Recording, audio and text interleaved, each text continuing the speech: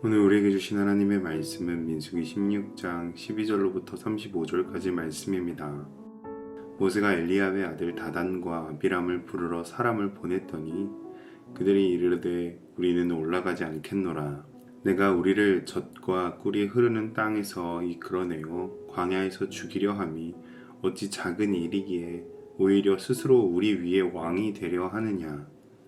이뿐 아니라 내가 우리를 젖과 꿀이 흐르는 땅으로 인도하여 드리지도 아니하고 밭도 포도원도 우리에게 기업으로 주지 아니하니 내가 이 사람들의 눈을 빼려느냐.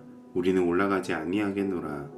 모세가 심히 노하여 여호와께 여짜오되 주는 그들의 허물을 돌아보지 마옵소서. 나는 그들의 낙이 한 마리도 빼앗지 아니하였고 그들 중에 한 사람도 해하지 아니하였나이다 하고, 이에 모세가 고라에게 이르되 너와 너의 온 무리는 아론과 함께 내일 여호와 앞으로 나아오되 너희는 제각기 향로를 들고 그 위에 향을 얹고 각 사람이 그 향로를 여호와 앞으로 가져오라. 향로는 모두 250개라. 너와 아론도 각각 향로를 가지고 올지니라. 그들이 제각기 향로를 가져다가 불을 담고 향을 그 위에 얹고 모세와 아론과 더불어 회막문에 서니라.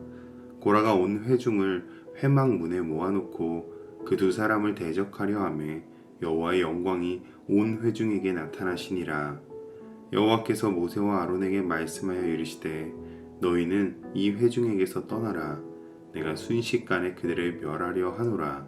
그 두 사람이 엎드려 이르되 하나님이여 모든 육체의 생명의 하나님이여 한 사람이 범죄하였거늘 온 회중에게 진노하시나이까. 여호와께서 모세에게 말씀하여 이르시되 회중에게 명령하여 이르기를 너희는 고라와 다단과 아비람의 장막 사방에서 떠나라 하라. 모세가 일어나 다단과 아비람에게로 가니 이스라엘 장로들이 따랐더라. 모세가 회중에게 말하여 이르되 이 악인들의 장막에서 떠나고 그들의 물건을 아무것도 만지지 말라. 그들의 모든 죄 중에서 너희도 멸망할까 두려워하노라 하매, 무리가 고라와 다단과 아비람의 장막 사방을 떠나고 다단과 아비람은 그들의 처자와 유아들과 함께 나와서 자기 장막문에 선지라. 모세가 이르되 여호와께서 나를 보내사 이 모든 일을 행하게 하신 것이요 나의 임의로 함이 아닌 줄을 이 일로 말미암아 알리라. 곧 이 사람들의 죽음이 모든 사람과 같고 그들이 당하는 벌이 모든 사람이 당하는 벌과 같으면 여호와께서 나를 보내심이 아니거니와, 만일 여호와께서 새 일을 행하사 땅이 입을 열어 이 사람들과 그들의 모든 소유를 삼켜 산채로 수올에 빠지게 하시면 이 사람들이 과연 여호와를 멸시한 것인 줄을 너희가 알리라. 그가 이 모든 말을 마치자마자 그들이 섰던 땅바닥이 갈라지니라.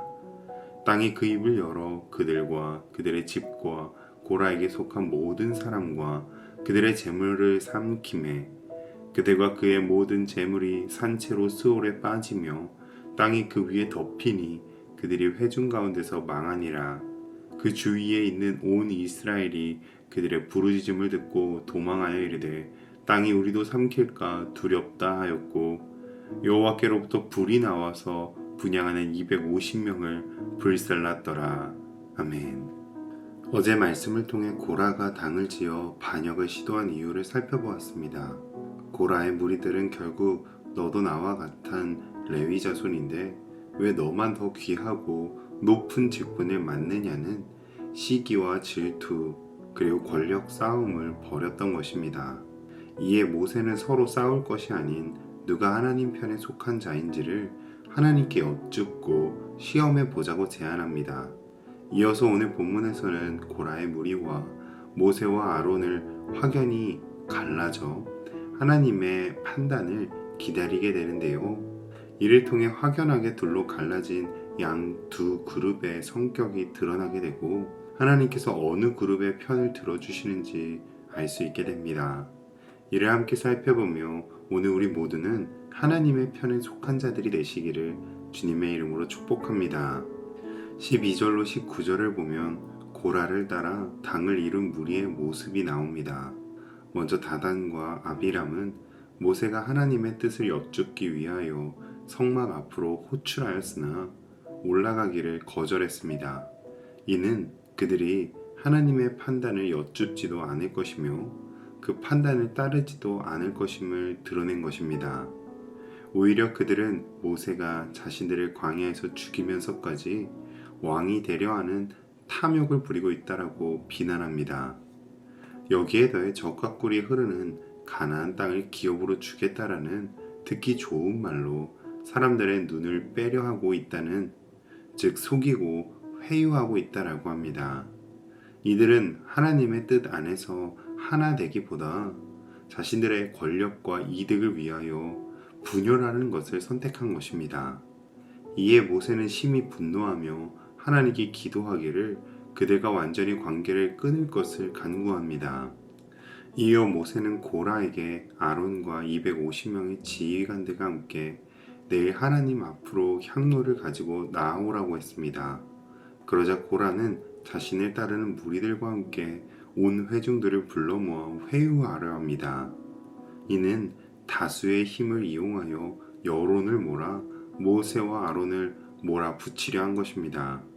아마도 고라는 자신이 모세와는 다른, 아론과는 다른 모두에게 공평하게 직분을 나눠줄 것이며 민주적으로 다수결의 의견을 따를 것이라고 말하려 했을 것입니다. 이는 겉으로 보기에는 매우 합리적인 주장처럼 보이기까지 합니다. 또 그 순간에 여호와의 영광이 임하여 온 회중들에게 나타났습니다. 이 타이밍을 보면 아마 온 회중들은 하나님께서 고라의 편에 서셔서 그의 손을 들어주신다라고 생각했을지도 모릅니다. 그러나 임재하신 하나님께서 모세와 아론에게 말씀하시며 판결을 내리십니다.